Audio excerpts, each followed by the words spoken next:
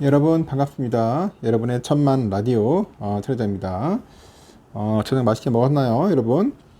날이 더워가지고 저도 에어컨 밑에 잠시 쉬고 있는데 갑자기 더워지네요.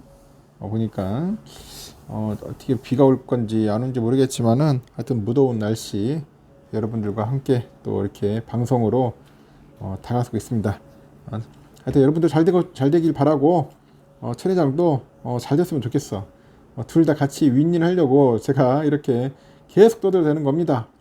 귀가 따갑도록 여러분들 지치지 않도록 할 건데 모르겠어요. 이 무더운 날 또 지쳐가지고 쓰러지면 안 되는데 좀만 기다려 보세요. 이제 9층에 갑니다. 9층 간다.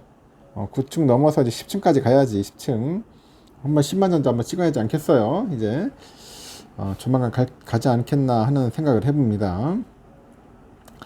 증권가에서도 이제 삼성에 대한 그 목표 주가를 줄줄이 이제 상향 조정을 하고 있어요. 특히 메모리 반도체 재고 감소, 그리고 수급 개선 등등등 힘입어 가지고 올해 하반기부터는 이제 본격적인 이제 실적 개선이 기대됩니다. 실적 개선이 기대되고 9만 전자를 넘어서는 것은 물론이고 이 주가가 9만 원대 중반까지 오를 수 있다. 그런 전망도 있어요. 9만 원 중반까지.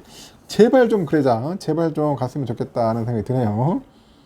13일 금융투자업계에 따르니까 이날 KB증권 보니까 삼성전자 목표 주가를 8만 5천 원에서 9만 5천 원으로 올렸더라고요. 앞서서 9만 5천 원을 제시한 하이투자증권과 함께 이제 목표 주가를 가장 높게 제시를 했어요. KB 하이투자증권 9만 5천 원. 꼭 기억해 두겠어. 일단은 2분기 삼성의 D램 출하량은 증가세로 전환을 해서 재고 감소가 시작할 것이다. 그런 이야기가 있는데 특히 D램 출하 증가는 재고 평가 손실 축소로 좀 이어져 가지고 하반기에는 메모리 반도체 이익을 높여주는 요인이 된다. 그렇게 이제 판단을 하는가 봅니다. 가격 측면에서 보니까 D램 가격이 2분기 이후 하락폭이 크게 이제 축소가 돼 가지고 4분기에는 상승 전환이 추정된다고 합니다. 이에 따라서 삼성전자 반도체 영업이익은 2분기 이후 개선이 돼가지고 전사 영업이익도 하반기에는 큰 폭으로 나아질 것이라고 그렇게 내다보고 있는가 봐요. KB는 삼성전자 반도체 부분이 2분기하고 3분기까지 적자 기조를 이어가다가 이제 4분기에는 1조 2천억 정도 영업이익을 내가지고 흑자 전환할 것으로 현재 이제 보고 있다는 거죠. 아울러서 삼성은 9월부터 고대역폭 메모리죠. HBM3의 대량 양산을 시작하면서 인공지능 AI 서버용 메모리 시장이 이제 본격 이제 진입하는 상황도 이제 긍정적으로 평가를 하는가 봅니다. 그래서 연구원은 향후 5년간 AI 서버 시장은 연평균 25%의 성장을 보일 거랍니다. 25%. AI 서버에 탑재되는 그 HBM 가격은 기존 메모리보다 5에서 한 6배 정도 이제 높아가지고 정기적으로 삼성전자 메모리 반도체 부분에 수익성 개선에 일조할 것이다. 그렇게 이제 분석을 하는 거죠. 또 삼성의 그 연초 이후 주가 상승률이 약 28% 수준이에요. 그래서 경쟁사인 하이닉스의 그 절반 수준이다. 53%. 절반 수준하면서 하이닉스는 53%니까 주가 상승 여력도 충분하다. 그렇게 봅니다. 하여튼 하이닉스 많이 올랐잖아요. 그러면 삼성도 더 오르니까 여러분 너무 조급함만 갖지 마세요. 쫄 필요도 없고 들어갈 필요도 없어. 걱정할 필요 하나도 없어요. 올라갑니다. 올라가니까 좀 기다려봐요. 증권가에서도 삼성전자 주가가 7만 원대 이제 진입하면서 차익 매물 공세에 이제 시달리는 와중에도요. 목표 주가를 연달아 올리다 보니까 긍정적인 현재 전망을 앞으로 내놓고 있다고 합니다. 유진투자증권, SK, 키움 각각 9만 원을 목표 주가 올려 잡았습니다. 9만 원 올려 잡았고 메리츠가 8만 7천 원까지 목표 주가를 이제 높인 거죠. 금융정보업체 FN가이드가 종합한 국내 증권사들의 삼성전자 목표 주가 컨센이 8만 3,364원. 83,364원이라고 합니다.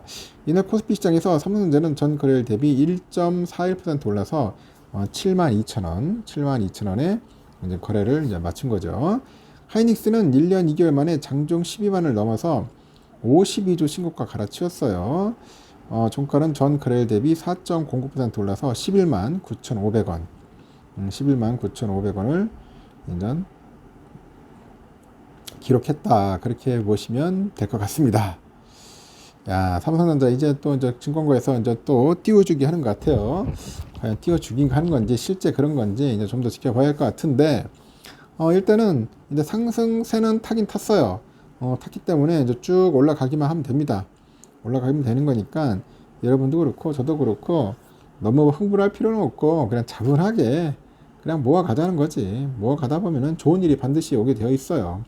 오가 있으니까 하여튼 우리 열심히 모읍시다. 떨어질 때마다 주워 담아야 돼. 응? 알겠죠? 아주 재미있는 또 소식이 있던데 최근에 국회에서 단통법 그 폐지 여부가 쟁점으로 떠오르고 있네. 단통법. 이게 뭐냐? 이동통신 단말기 유통 구조 개선법이죠. 단통법. 통신 3사의 주가가 어떤 영향을 받을까 하는데, 통신업종은 금융 환경에 따른 그 변동성이 크지는 않아요. 배당 수익률이 높아가지고 우리가 통상 경기 방어주로 분류가 됩니다. 그 연초 이후에 지지부진한 흐름이 있었어요. 하지만 각사가 기존 먹거리 외에도 비통신 사업에 역량을 집중하고 있잖아요. 조만간 주가 차별화가 나타날 수 있다는 그런 기대감도 나오고 있습니다. LG 플러스 주가는 연초 이후 4.5% 정도 상승을 했는데, 같은 기간 SK텔레콤이 3.39% 상승에 그쳤고, KT의 경우 보니까 CEO 공백으로 비상경영 체제에 돌입을 해서 경영 불확실성이 장기화되다 보니 연초 대비 한 5% 가까이 하락한 상태를 보여주고 있더라고요. 우선 단통법 수정이나 폐지는 투자심리 측면에서는 뭐 단기적으로 부정적 영향을 미칠 수 있다고 합니다. 하지만 실제 통신사에 미칠 영향은 크지 않을 전망이라고 하네요. 보니까 투자자들한테는 번호 이동 가입자 등 그 증가에 따른 단말기 교체 가입자 수가 증가, 그리고 대형 유통상 그 부활로 인한 리베이트 상승 등 뭐 우려가 생길 수 있다면서 9년간에 걸친 학습 효과가 크기 때문에 실제 통신사에 미칠 영향은 크지 않다고 설명을 하는데, 지난 1분기에 이어서 2분기에도 호실적이 예상된다는 점도 상승 모멘텀이 꼽히네요. 업계에서는 SKT하고 LG 플러스가 전년 동기 대비 큰 폭의 이익 성장을 기록해서 6월에서 9월 한 15에서 20% 정도 한 주가가 상승하지 않겠냐, 뭐 그렇게 보는가 봅니다. 정부의 정책 이슈가 완전히 해소되지 않은 점은 부담인데, 통신업종은 효율적인 비용 집행, 그리고 유무선 쪽하고 신사업을 통해서 실적 개선세를 이어갈 전망이라고 하죠. 이익의 우상향과 함께 배당 증액 가능성도 높다고 합니다. 업종의 투자 의견은 비중 확대, 오버웨이트를 이제 제시를 했던 걸 봅니다.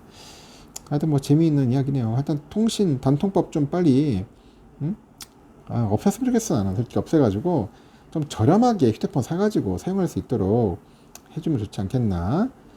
그렇게 좀 우리 개미들한테도 좀 편의를 줘야지 않겠어요. 하여튼 그런 부분들이 좀 빨리 개선됐으면 좋겠습니다.